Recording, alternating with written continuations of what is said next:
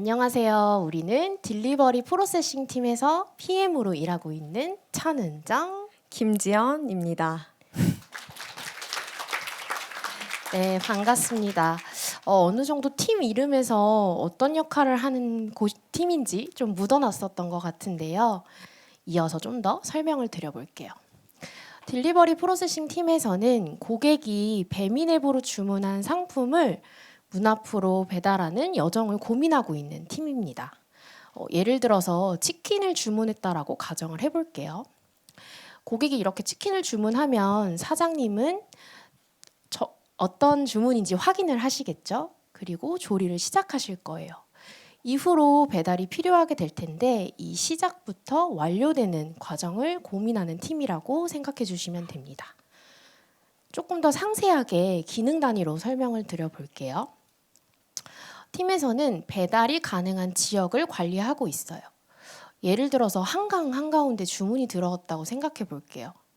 배달을 갈 수 없겠죠. 이처럼 배달이 가능하다, 불가하다라는 지역을 관리하고 있어요. 가능한 지역 내에서 주문이 들어오면 이 주문건을 배달하기 위한 배달 데이터를 생성합니다. 그럼 라이더가 픽업을 했다, 고객에게 전달을 했다와 같은 배달 상태들이 필요하겠죠. 이런 상태들을 관리하기도 하고요. 이 배달 한 건 한 건들이 모이게 되면 전체적으로 지금의 배달 상황이 어떤지를 확인할 수 있어야겠죠. 그래서 이 전체 배달 상황을 확인하기 위한 지표도 집계를 합니다. 이렇게 집계됐다면 지금 이 지역 지금 배달이 조금 어려울 수 있겠는데 라는 판단도 할 수 있게 됩니다. 이에 따라서 주문 유입을 일부 조절하는 기능도 담당하고 있고요. 여기 노란색으로 표시된 기능들은 팀 내에서 조금 주요하다라고 보고 있는 기능이에요. 이 주요하다라고 하는 부분은 이슈가 생겼을 때 고객이 겪을 수 있는 불편이 커질 수 있다와 연결이 되는 부분인데요. 배달 데이터가 생성되지 않거나 배달 상태가 변경이 되지 않으면 고객은 음식을 받을 수 없는 상황과 직결될 수 있습니다. 이 부분은 내부적으로 좀 크리티컬한 시스템이야 라고 심각도를 구분해서 관리를 하고 있어요. 그래서 오늘 세션에서는 이와 같이 크리티컬한 시스템에 장애 상황이 발생했을 때 어떻게 하면 조금 더 효율적으로 처리를 할 수 있을까를 고민하며 만든 이 시스템의 경험담을 들려드릴 거고요. 이어서 우아한 형제들의 PM은 어떤 식으로 일을 하는지, 그리고 저희가 이 과제를 진행하면서 얻은 배운 것들에 대해서 다뤄보도록 하겠습니다. 지연님 이제 이야기에 시작하기 앞서서 우리와 같은 프로덕트에서는 장애 상황을 자주 마주하게 되잖아요.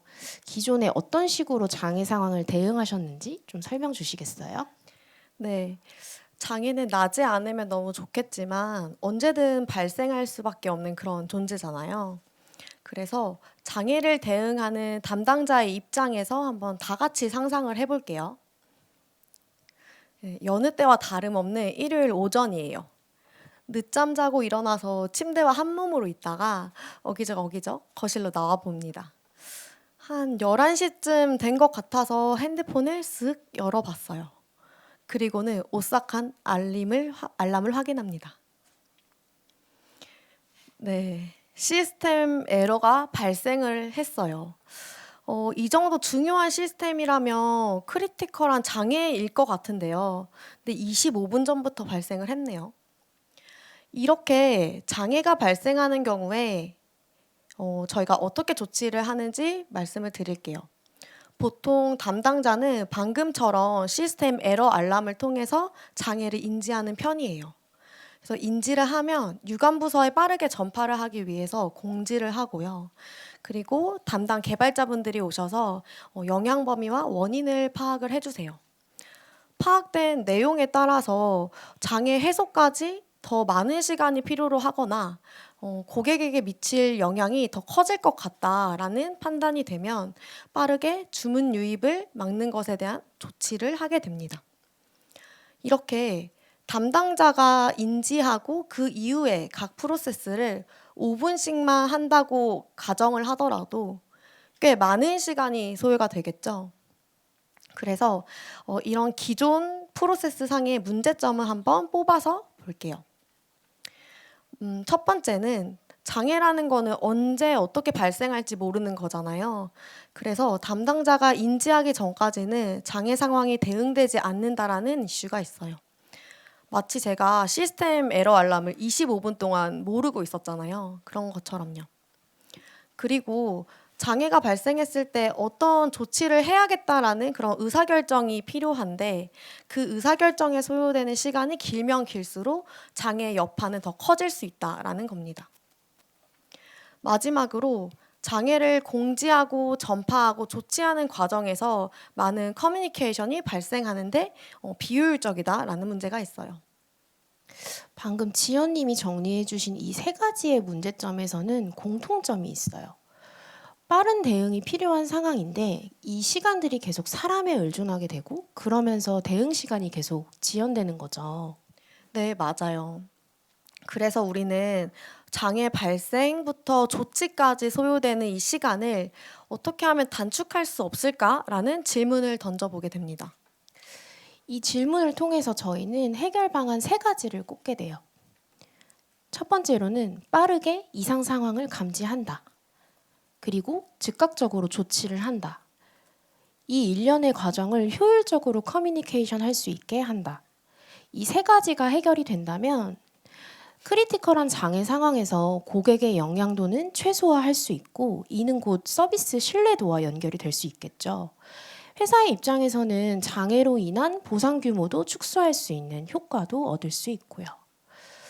이렇게 내용을 정리한 다음에 우리는 어떻게 해결할까에 집중을 하게 됩니다. 지연님, 우리가 이 방안을 좀 고민하다가 이거다 싶었던 순간이 있었잖아요. 어떤 것이었는지 설명 부탁드립니다. 네, 모두 다들 집에 두꺼비집 있으시죠? 네, 두꺼비집은 전기가 과하게 공급됐을 때 퓨즈에 이상이 생겼다라는 거를 감지하고 더 큰 사고를 막기 위해서 유입되는 전류를 사전에 차단하는 기능이에요. 이와 비슷하게 도요타 생산 공장에는 안돈 시스템이라는 게 있습니다. 그래서 안돈 시스템은 간단히 말해서 공정별 품질 상태를 알려주는 시스템이에요. 예를 들면 여러 공정 라인 중에서 문제가 있는 그 라인을 특정해서 알려주고요. 그럼 담당자로 하여금 빠르게 스탑 조치를 내릴 수 있게 해주는 거예요. 그리고 담당자가 조치를 했으면 그 조치 사항들을 대시보드를 통해서 알려주게 돼요. 이렇게 안돈 시스템의 이런 장점들이 앞서서 우리가 해결하고자 했던 그 문제들을 도와줄 수 있다라고 생각을 했어요. 만약에 우리 장애 대응 상황에 좀 적용을 해본다면 시스템이 이상 상황을 감지하고 조치하고 공지하고 이 세 가지를 한 번에 처리할 수 있을 것 같은 거예요. 그래서 안돈 시스템이 우리에게도 적용해 볼 만한 좋은 컨셉이다라고 판단을 하게 됐습니다. 그러면 그 다음으로는 어떤 상황을 감지해야 되지? 라는 질문을 할 수밖에 없겠죠. 네, 그 내용은 은정님이 말씀해 주세요. 네, 우리의 시스템은 어떤 상황을 감지해야 됐어요. 근데 이 상황이 뭔지 정의를 해야 했는데 과연 시스템이 사람의 개입 없이 이게 장애라는 것을 판단할 수 있을까라는 질문을 하게 됩니다. 만약 내부 그냥 시스템의 문제라면 좀 명확하게 장애다라는 것을 알 수 있겠지만 보통 시스템은 외부 시스템에 의존되는 기능들도 굉장히 많잖아요. 그래서 이걸 한정해서 우리 시스템만의 문제야라고는 할 수는 없었던 것 같아요. 그래서 우리가 감지하려고는 이상 상황에 대한 개념을 다시 한번 정의를 하게 되는데요. 이 상황은 장애 상황이 아니야. 단지 우리가 감지한 다음에 장애 유무는 사람이 개입해서 판단을 해야 돼. 정리해보면 장애일 수도 있고 아닐 수도 있어. 근데 이 상황은 고객에게 영향도가 굉장히 커질 수 있는 상황이다 라고 용어를 한 번 더 다듬게 되어요. 그 다음으로는 저희가 어떤 기준을 갖고 어떻게 이상 상황을 판단하지? 라는 기준을 잡게 돼요. 이 과정에 굉장히 많은 시간을 쏟았었는데요. 지연님, 이 이후 이야기 한번 부탁드릴게요. 네. 어떤 기준을 가지고 어떻게 판단할 것인가에 대해서 설명하기 위해서는 먼저 저희가 중요하게 처리하는 그 과정들을 먼저 말씀드려 봐야 될 것 같아요. 고객이 주문을 완료를 하면 우리는 배달 데이터를 생성을 합니다. 그리고 라이더에게 배차를 하고요. 그럼 이 라이더는 고객에게 전달을 해요. 그러면 고객은 따뜻한 치킨을 받아볼 수 있는 거예요. 이렇게 정상적인 시스템 상황에서는 모든 구간이 매끄럽게 전환되는 걸 보실 수 있어요. 근데 반대 케이스를 봐볼게요. 고객이 주문을 완료를 했지만 배달 데이터를 생성하지 못하거나 또는 배차를 하지 못하거나 고객에게 전달 처리를 하지 못하거나 이렇게 각 프로세스에서 전환하는데 실패하거나 또는 과하게 지연이 발생한다면 우리는 고객에게 좋은 배달 경험을 제공할 수 없겠죠. 이처럼 각 프로세스에서 다음 프로세스로 잘 전환됐는지를 보고 우리는 우리 프로덕트의 품질을 확인할 수 있게 돼요. 이렇게 프로세스 전환에 실패한 건들을 통해 품질에 이상이 있다라고 판단하는 거군요. 그런데 실시간으로 배달 건이 계속 들어올 거잖아요. 이 한 건 한 건에 대한 품질 검사를 하는 걸까요? 맞아요. 실시간으로 배달이 굉장히 빠르게 유입이 되는데요. 실시간으로 유입되는 이 배달 건 하나하나에 대해서 검사를 하게 됩니다. 다음 프로세스로 잘 전환이 됐다면 적합, 좀 많이 과하게 지연이 됐거나 실패됐으면 부적합. 이렇게 각 배달들은 적합 또는 부적합 라벨을 갖게 되고요. 여기서 부적합한 배달 건들을 모아서 카운트를 할 거예요. 이 카운트한 지표가 우리의 품질 기준 지표입니다. 그러면 시스템은 이 품질 지표를 실시간으로 계속 모니터링을 할 거예요. 만약에 이렇게 급증한다라고 한다는 거는 갑자기 부적합한 배달 건수가 급증했다라는 것을 의미를 하고요. 이 말은 곧 시스템상의 이슈로 인해서 우리가 프로세스 처리를 못하고 있는 이상 상황이구나라고 해석할 수도 있어요. 그래서 이제는 급증하는 게 이상 상황이다라고 이제 설명을 드렸는데요. 그렇다면 얼마나 급증해야 이상 상황으로 봐야 할까에 대한 문제를 갖게 돼요. 보고 계신 그래프는 과거 크리티컬 장애의 케이스들이에요. 그래프의 기울기가 굉장히 뾰족하죠. 그리고 급증하는 형태를 보이고 있어요. 여기서의 포인트는 얼마나 급증했을 때 우리는 이상 상황이야 라고 감지할 것인가 였어요. 이 부분을 보기 전에 평상시 상황과 이외의 다양한 케이스를 분석하게 됩니다.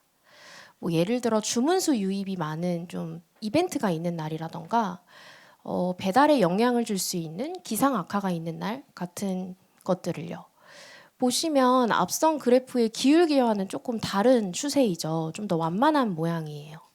근데 여기서 월드컵 케이스 한번 봐볼게요. 처음에는 조금 완만한 추세이지만 어떤 구간에서 갑자기 급증하는 모습을 보이죠. 지연님, 이 정도면 급증으로 볼 수 있는 거 아닐까요?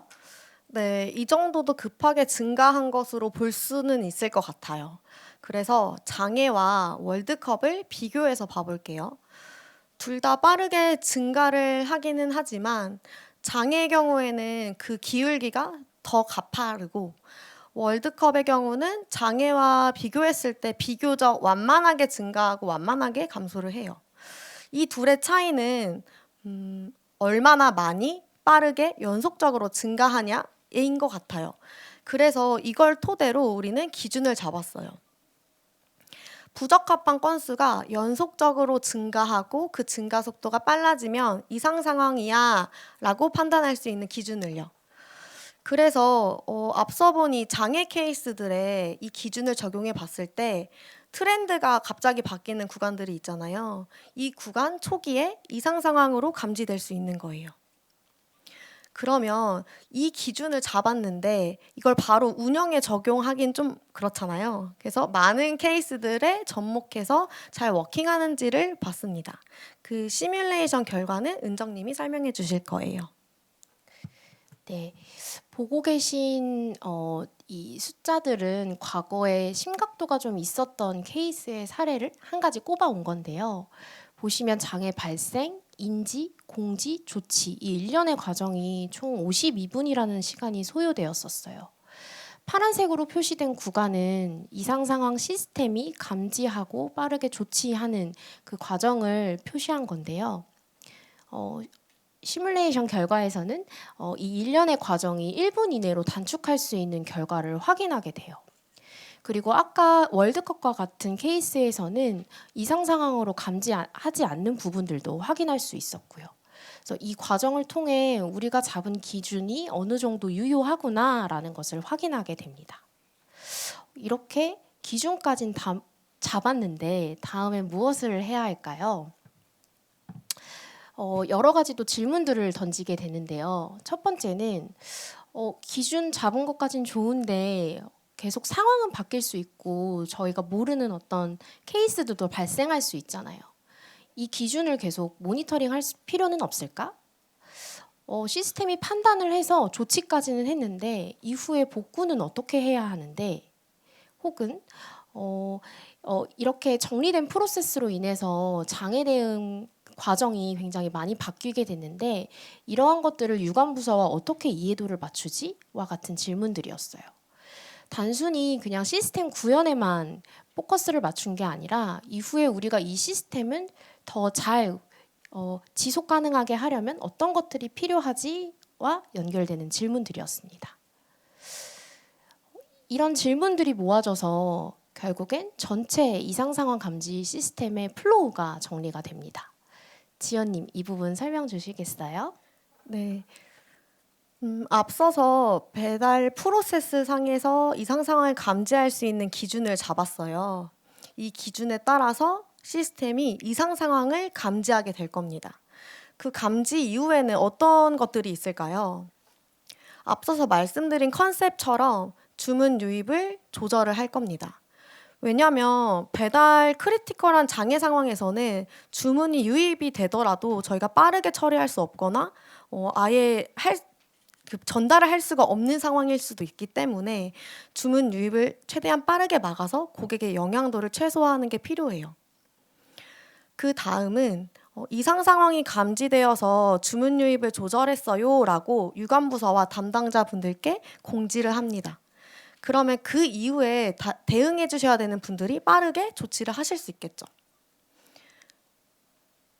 그래서 시스템이 감지와 조치, 공지 이 세 개를 1년에 처리를 하게 될 수 있는 효율적인 프로세스가 만들어졌어요. 이뿐만 아니라 은정님이 아까 앞에서 고민하셨던 그 부분들 어떻게 하면 지속 가능한 시스템을 만들지라는 그 질문을 반영을 해서 살을 붙여 나갔는데요. 앞서서 우리가 만들었던 그 기준이 현재에도 유효한지에 대해서 리포팅을 받으면서 지속적으로 판단을 하고 있어요. 그리고 그 기준이 변경이 필요하다라고 했을 때에는 상시로 변경할 수 있도록 어드민의 기능을 구현을 하였고요. 그리고 시스템이 선조치를 한다고 했는데요. 선조치한 이후에는 빠르게 복구 대응하는 것도 필요해요. 그래서 수기로 언제든 제어할 수 있도록 같은 기능을 구현을 하였습니다.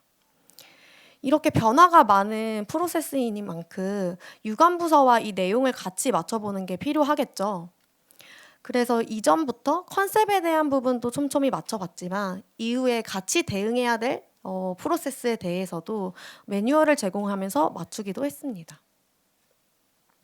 결국은 위에 자동화된 프로세스와 이후 대응이 필요한 어떤 기능들이 합쳐져서 이상 상황 감지 시스템이 이제 완성이 된 거예요. 우리는 이 시스템을 결국 오픈을 했어요. 네, 저희가 원하는 결과를 얻었을지 궁금하시죠? 네, 은정님, 저희는 원하는 결과를 얻었나요? 네. 사실 오픈했었을 때 저와 지연님의 속마음은 그냥 동작하지 말아라 했었던 것 같아요. 동작했다라면 일단 고객에게 영향도가 굉장히 큰 상황이니까요. 그만큼 부담감이 좀 있었던 시스템인 것 같은데요. 한 오픈하고 2달 정도 있다 시스템 알람이 울리게 됩니다. 저희 이상 상황 시스템이 데뷔를 하게 된 건데요. 이때의 상황을 조금 부연 설명드려보면 외부 시스템의 이슈로 배달 생성의 지연 처리가 있었던 상황이었어요. 이때의 저희 이상 상황 시스템은 빠르게 감지했고 주문 유입도 조절했고 담당자 호출까지 이 일련의 과정이 한 번에 이루어짐으로써 굉장히 효율적으로 처리할 수 있었어요. 이후 복구 대응까지도 굉장히 빠르게 진행이 되었었는데요. 결과로 보면 이 앞에서 우리가 구축한 시스템은 1분 이내에 처리하는 성과도 얻어낼 수 있었습니다. 네, 대단한 결과인 것 같아요. 저희가 정말 많은 고민을 녹여서 만들었던 거라 이 정도 성과를 낼 수 있었다라고 생각을 합니다. 전 담당자로서 굉장히 뿌듯했고요. 그 이후에도 그 뿌듯한 마음으로 제 일상을 보내고 있었어요. 사실 제 좀 TMI이긴 한데 저는 취미가 퇴근 후에 백호랑 노는 거예요. 그래서 여느 때와 다름없이 백호랑 놀면서 편안한 시간을 보내고 있었습니다. 그런데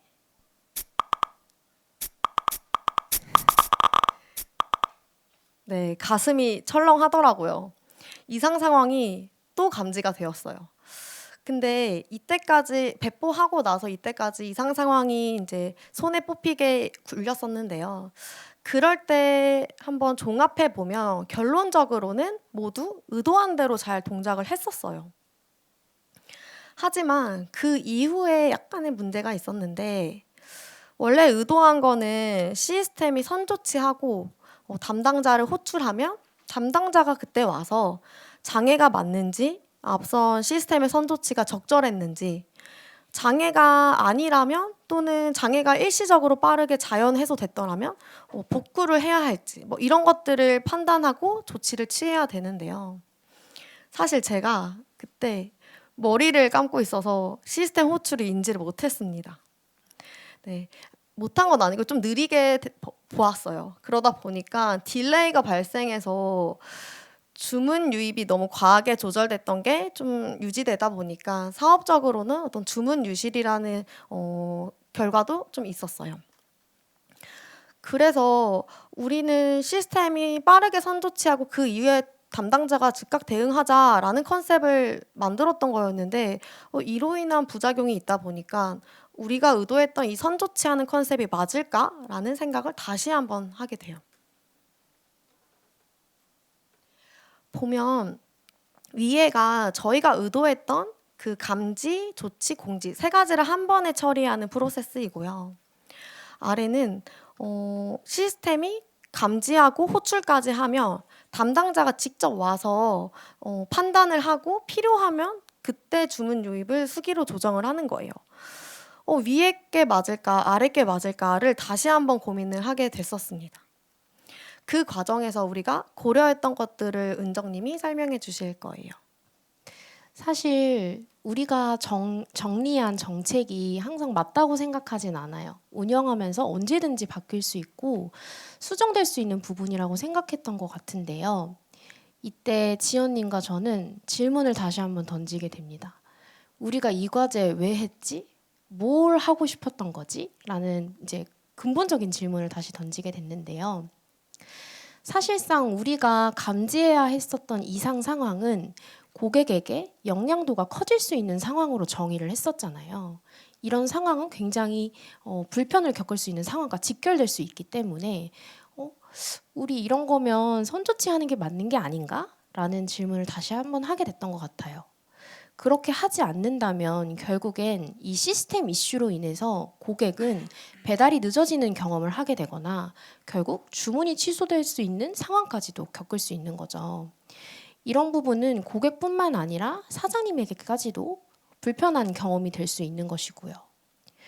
우리가 최초로 이상 상황에서 최우선으로 했었던 거는 고객에 대한 경험이었어요.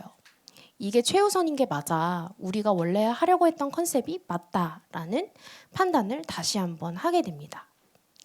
이후로는 집중해야 되는 건 시스템이 감지하고 난 이후에 어떻게 하면 담당자가 더 빠르게 호출을 해서 인지하고 이후에 대응을 할 수 있을까였어요. 그래서 이후에 또 다른 것들을 개선하게 되는데요. 첫 번째로는 빠르게 담당자를 호출하는 것이에요. 이전에는 그냥 슬랙 알람으로만 담당자를 소환했다면 옵스진이라는 툴을 연동해서 머리를 감고 있는 지연님에게 전화를 하는 거죠. 받지 않는다면 그 다음 담당자인 저에게 연락이 오는 형태로요. 이렇게 해서 인지를 빠르게 한 담당자가 장애 상황을 참여하게 된다면 다음으로는 이게 장애인지 아닌지를 판단할 수 있는 기준 지표가 필요했어요. 이 기준 지표를 잡을 때는 모두가 납득할 수 있는 정도의 좀 기준들을 잡아 나갔고요. 이후로는 이걸 빠르게 볼 수 있는 대시보드도 구축을 했습니다. 다음으로는 역할에 대한 재분배를 했어요. 처음에는 이 시스템이 워낙 크리티컬하기도 하고 동작하게 된다면 좀 제대로 알고 있는 사람이 사용을 해야 된다라고 생각했었거든요. 그런데 앞선 장애 여부를 판단할 수 있는 기준 지표가 세워짐에 따라 누구나 다 와서 이 시스템을 복구하거나 할 수 있는 기능을 가져도 되겠다라는 판단을 하게 됩니다. 네, 정말 많은 과정이 있었어요. 단순히 기능을 구현하는 거에 그치지 않고 어떻게 하면 이걸 잘 적용시키고 사용할 수 있지, 더 정교하게 만들 수 있지를 고민하면서 살을 붙여 나갈 수 있었어요. 이런 과정들 속에서 우리가 PM으로서 했던 역할들을 한번 짚어보면 좋을 것 같아요. 처음은 일단 문제 정의 부분인데요. PM들이 자주 사용하는 용어 중에 일명 뜯어보기, 파헤치기 이런 용어들이 있잖아요. 저와 지연님은 과거 장애 사례들을 다 이렇게 흩뿌려 놓고 구간을 뜯어봤었던 것 같아요. 우리가 장애 시간을 단축할 수 있는 구간이 어디가 있고 어떤 문제들이 있는지를요. 이렇게 정의한 문제를 해결하기 위한 방안을 찾았을 때도 저희가 안돈 시스템을 찾았었다라고 설명드렸었는데 단순히 이 시스템을 찾았다 해서 착안한 것이 아니라 어떻게 하면 이렇게 효율적으로 돌아가고 있는 시스템을 우리 상황에 맞게 녹일 수 있지라는 고민들을 이어서 나갔던 것 같아요. 다음으로는 기준 검증 부분인데요. 보통 회사에서는 애자일한 방식으로 일을 하고 있어요. 빠르게 개발하고 배포하고 검증하고. 하지만 저희가 만든 시스템에서는 이 기준이 굉장히 중요했어요. 그래서 분석하고 결과를 보고 다시 한번 분석하고 결과를 보고 이 기준 검증 과정을 반복함으로써 저희 담당자들도 그리고 유관부서분들도 이 정도 기준이면 신뢰할 수 있겠네라는 과정을 좀 쌓아 나왔던 것 같아요. 다음으로는 고도화 부분인데요. 저희가 단순히 그냥 시스템만 구현한 게 아니라 이후로 지속 가능하기 위해서 어떤 기능이 필요한지를 계속 질문을 던졌었잖아요. 그 질문들을 통해 많은 기능들에 살을 붙여 나갔었던 것 같아요. 마지막으로는 소통 부분입니다. PM이라면 가장 중요한 역량이라고도 하는데요. 사실상 이 과제는 앞선 선조치라는 좀 과한 조치일 수도 있겠지만 이 부분을 다른 유관부서를 설득하는 과정도 굉장히 주요했었고요. 변경되는 장애 프로세스를 다른 사람에게 이해시키는 과정도 굉장히 중요했어요. 그래서 과제 초기 컨셉 단계부터 촘촘히 싱크를 맞추고 이후에 이 프로세스도 매뉴얼화하면서 소통에 굉장히 집중을 했었습니다. 네, 이런 것들을 하면서 저희가 좀 느꼈던 것을 공유해 볼게요. 앞서서도 말하긴 했지만 이 과제를 임할 때 굉장히 많은 부담을 느꼈었습니다. 이 시스템을 구축을 하든 안 하든 여러모로 영향이 컸으니까요. 고객 경험을 최우선으로 하기 위해서 결정을 했지만 사실 어떻게 보면 사업적인 손실도 감수해야 되는 부분들이 있어요. 네, 그런 과정에서 많은 부서에서 이 과제를 지켜보고 있었고요. 그럴 때마다 많은 책임, 많은 부담을 이제 느끼긴 했지만 오히려 그럴 때마다 더 본질이 무엇인가, 우리가 해결하고자 했던 그 문제가 무엇일까를 끊임없이 고민하고 답을 찾아 나갈 수 있었습니다. 그리고 고객 경험이 최우선이지라는 결론을 냈지만 이걸 운영하면서 우리 프로덕트의 어떤 장기적인 관점 또 유관부서의 관점, 회사의 관점 이런 다양한 시각에서 우리 프로덕트를 바라보다 보니까 어떤 게 더 필요할까, 어떤 걸 더 보완하면 좋을까를 고민을 하게 되더라고요. 결국은 이런 고민들 덕분에 완성도 높은 프로덕트를 만들 수 있었다라고 생각을 합니다. 그동안 우리가 직면했던 문제들은 항상 답이 없었고 앞으로 직면할 문제들도 답이 없을 것 같아요. 그렇지만 늘 그래왔던 것처럼 계속 질문을 통해서 우리만의 정답을 만들어 나가 보려고 합니다. 네, 오늘 여기 많이 와주셨는데 저희와 비슷한 프로덕트를 담당하시거나 장애를 대응하시거나 또 비슷한 결의 고민을 하셨던 분들이라면 저희의 이런 구축 경험담과 레슨런이 도움이 되시기를 바랍니다. 네, 감사합니다.